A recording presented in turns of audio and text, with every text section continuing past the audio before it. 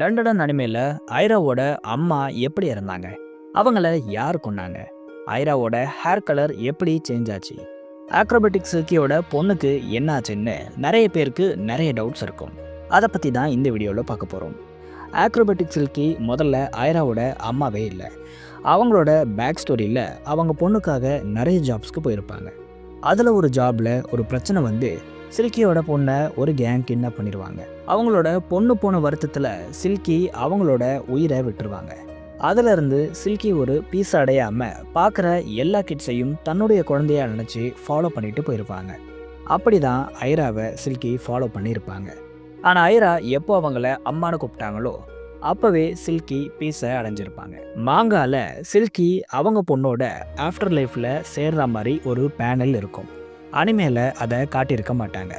இது மூலமாக நான் சொல்ல வர்றது என்னன்னா, சில்கியோட பொண்ணும் அந்த கேங் கிட்னாப் பண்ண அப்பவே இறந்துட்டாங்க.